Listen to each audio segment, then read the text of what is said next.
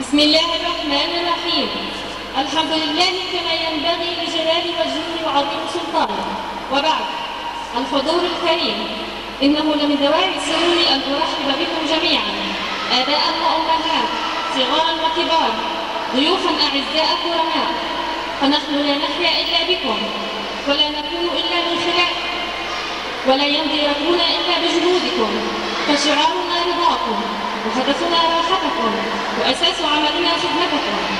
وإنه لفخر كبير لنا بأن نرى جمعيتنا قد حققت كثيرا من النجاح والازدهار على مدى السنوات الماضية، وقد واصلت جمعيتنا سعيها لتحقيق التميز في جميع جوانب عملها، واليوم أصبحت تحقق العديد من الإنجازات والنجاحات. فسجلها الناجح يعتبر بلا شك شهادة على تحقيق تطوعاتها، بأن تكون جديرة بالاحترام والتقدير.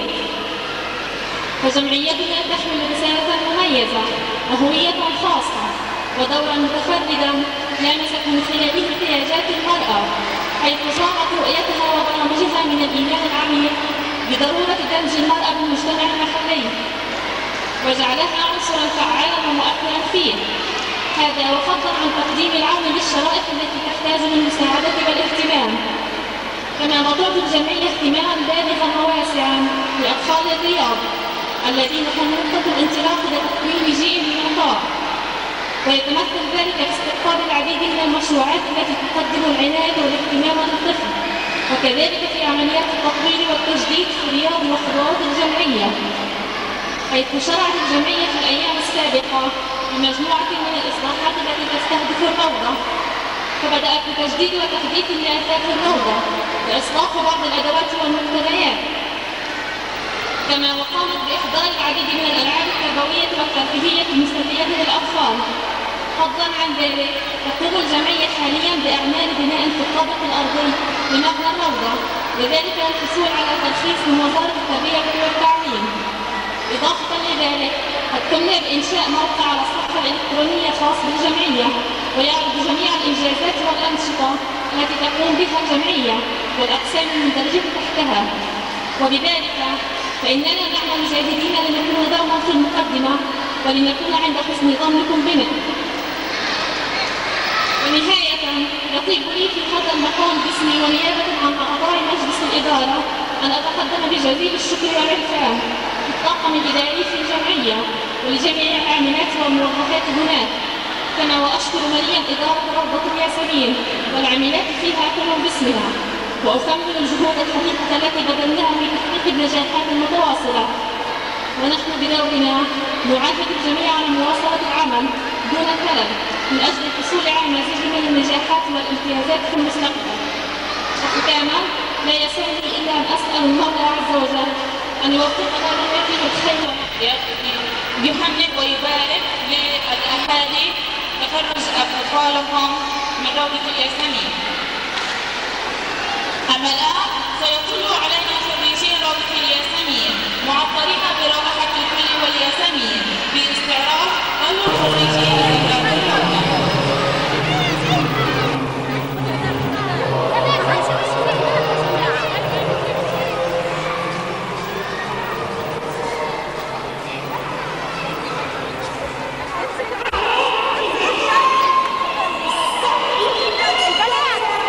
يلا اتفضل خليهم يا امير، خليني انا بس ارجع شوي، خليني في النص.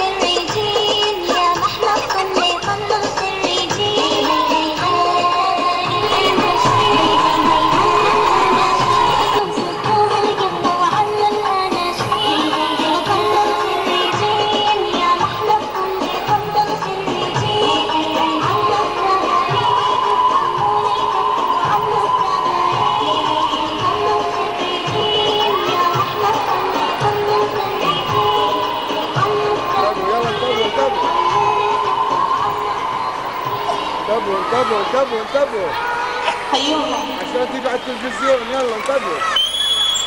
يلا انتبهوا عشان تيجي على التلفزيون. ايوه عشان تيجي على التلفزيون. ايوه شطرات شطرات. ايوه شطرات.